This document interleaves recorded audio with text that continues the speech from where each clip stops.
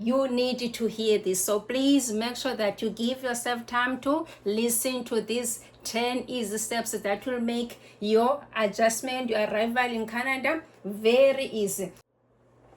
Hi guys, welcome again. Welcome to the YouTube channel, and thank you so much for taking some time and listening to this video. Please don't forget to like, share, subscribe or comment. Your support is always appreciated.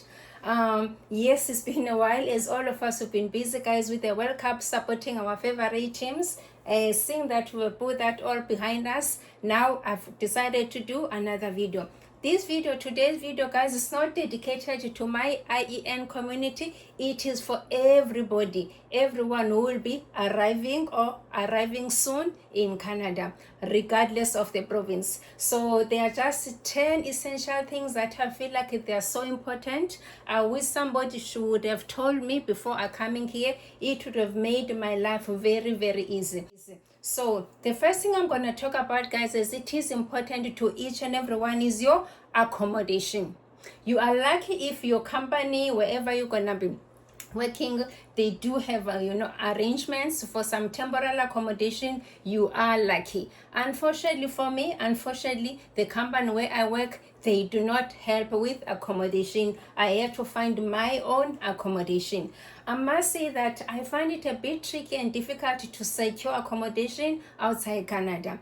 On that note, I would actually advise you not to secure the long-term accommodation until you arrive in Canada, because there's some few things you need to consider before you finally say, this is this way I'm gonna stay. Remember, once you sign the contract, it's not easy to cancel and then get into another contract again, and it takes time to go for the viewings and all that, because the competition is very tight, guy. It's like a race. To secure the accommodation is not easy, because there are so many people who are queuing every day looking for affordable accommodation. So yeah, what I will advise you is get a short-term rental, at least for 1 month, not less than a month, because you won't be able to secure a long-term accommodation less than a month. So get your short-term rental like from Airbnb for a month. As soon as you arrive, start searching, going to the Remax or all the other letting property agencies, and then look for them, your long-term rental accommodation. You will find that guys, you're gonna go there to view a 1, 2, 3 bedroom apartment. Some of them is gonna be basements. Yes. Coming to Canada for the first time, yes, you might end up staying on a basement, because staying in a proper apartment, unless you're prepared to pop out some money, because it's not cheap. It's really not cheap, guys. So yeah, but anyway, their basements, they are very, well designed. You won't even feel that you are in a basement, but be prepared to stay in a basement. Okay, so as I say that, get your short-term rental as soon as you arrive. Hook up with agencies, start doing your viewings, and then secure your long-term accommodation. And this is the only thing I would advise or recommend. If you are moving in with kids, school-going kids like primary and secondary, make this a priority. Like where you're gonna be staying, look around what are the best schools for your kids, and then your kids want them to go to, make and secure the rental accommodation closer to that area. Yes, I won't say far away from your workplace where you're gonna be working, but prioritize the schools that are around the area where you're gonna be staying. The reason I'm saying that, when you go, you get a placement for your kids, it's gonna be around the area where you stay. So it's very, very important. Lucky if you're coming alone, you're not coming with your kids, or you don't have kids yet, then that's fine. You can stay everywhere you wanna stay, no issue. Also, when you secure your rental accommodation for long term, you won't be able to sign the lease agreement until you've got your house or home insurance. It's called the BCAA. I'm just going to show you the card. This is the BCAA. Okay, that's the card. Okay, you need to secure this, have an account with them. It's needed for you to be able to get your rental accommodation. How much you're gonna take for your house or home insurance? It could be $100,000, $150,000. Then you will have your monthly contribution. For myself, I'm paying around about $49 a month for my BCAA home or house insurance. It's very, very important. You won't be able to get a lease agreement without it, okay? Open your bank account. You can do it even before you get your lease agreement. You can open your bank account. It's not an issue. You can even do it immediately so that you can start, anyway, your workplace, they will need to pay you immediately. So, but to open your bank account, you can always use the address of the place where you're gonna be working. But immediately when you get your lease agreement, you've got your home address, change your address at the bank into your home address, because there are some places that requires two proof of addresses. So you need that one as the second proof of address, because you're still new in Canada. You don't have a lot of accounts and all those things. So to have an address, you are limited. So utilize your rental agreement, including your bank account, as your proofs of address. Very, very important. Okay, do that. Please visit Newcomer Welcome Center. Yes, you need to go visit. Just Google. They will tell you where is your nearest Newcomer Welcome Center address based on your address where you're gonna be staying.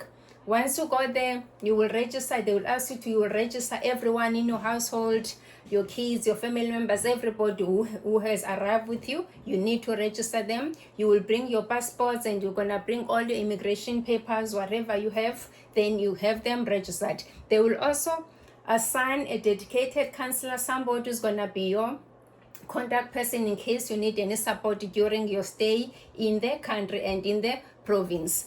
And also, this is where you're gonna get placement for your kids for the school. So, and they will require the proof of addresses. For me, they requested two proofs of address. That is why I was saying that change your address at the bank into your home address. Okay, so I provided my lease agreement, including my bank statement, as my proof of address. Then immediately my kids were assigned into the school that is closer to where we stay. It's a very good place, the Newcomer Welcome Center, especially if you've got kids. Also, sometimes they do run, programs, workshops, just to empower the kids how to look for the jobs. As you know that even during holidays, the kids can work.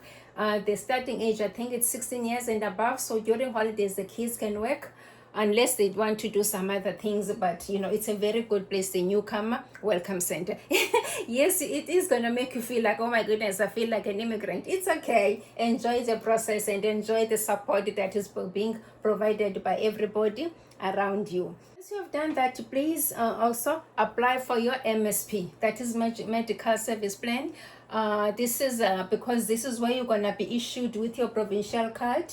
I'm just gonna show you. This is my card I'm using here. So this card, you need it like when you go to the hospital, when you are sick, they're gonna ask you for your MSP number. So you need to have it. Okay, so for me, I was sick. It was like after 4 months, I was already here.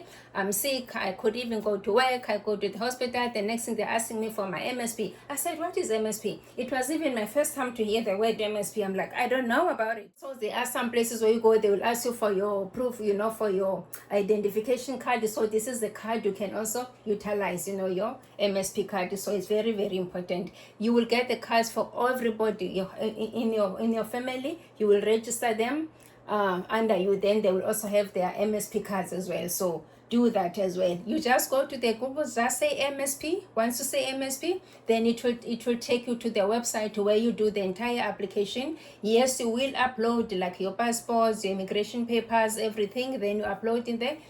But the card, it takes about 2 to 3 months for you to get it. But you will get your MSP number while you're still waiting for the delivery of your card. Other thing I wanted to talk about, okay? As you know that, let's say now you've got your accommodation, you've got your apartment, you are moving from your short-term apartment to a long-term, but remember the long-term is unfinished. Now you've got this empty apartment, you've got your family members, you've got your kids, whoever moved in with you, maybe your mom, whatever, people that came with you. Now you've got no bed, you've got no couch, you've got no TV, you've got nothing. And remember, it's not easy, the whole process here to pay for the flights. You've been in a short-term rental, of which it is expensive.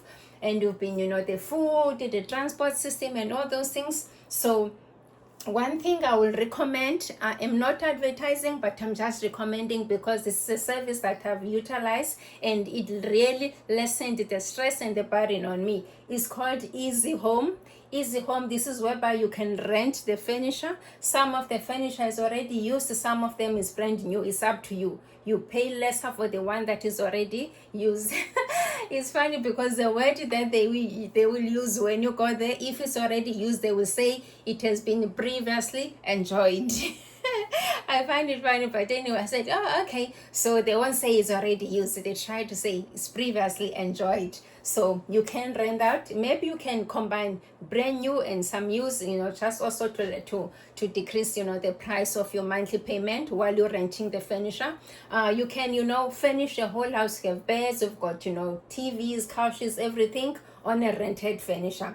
You can pay roughly around about $200 a month for the entire furniture. Okay, so that's quite good. Okay, so it's really quite good. Then after that, slowly you can start buying your own furniture, and then slowly you can start getting rid of the rented furniture. So just another piece of advice, because sometimes it's very difficult. I couldn't even find the places where I can buy the furniture. So until there are some two shops I would really recommend. I'm not advertising them, I'm recommending them. One is called the Canadian Tire. The second one is called just like JSKR, something like that, like JISK. They sell furniture, very reasonable prices.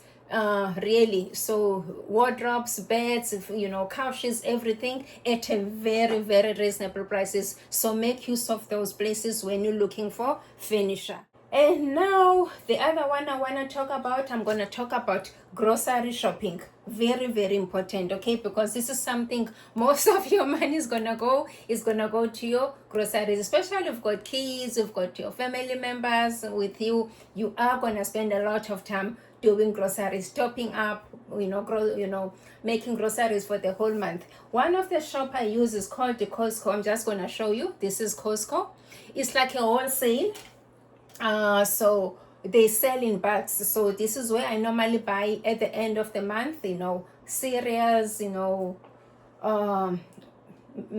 meat, vegetables, everything, toiletries. Then during the month, I just top up with the smaller supermarkets. So Costco is very, very good. I would recommend.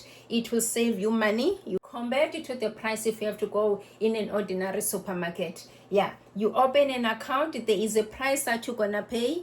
I'm not sure, I think a minimum $150, something like that, but you pay some money to open. But don't stress about the money. Okay, just pay. After you pay, it's it's nice to shop there. Really, it will save you a lot of money. It is, guys. And as I say again, I wish somebody told me about this wholesale supermarket from day one. I would have opened it in my first month.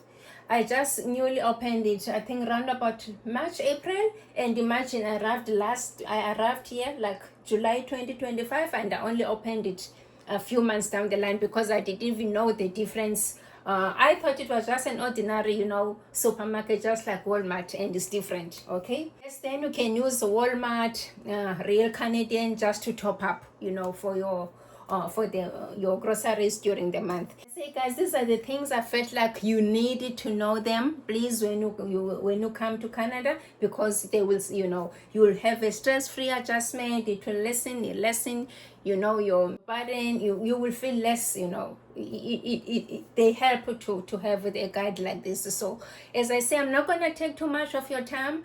Thank you again for listening, and stay well and stay tuned.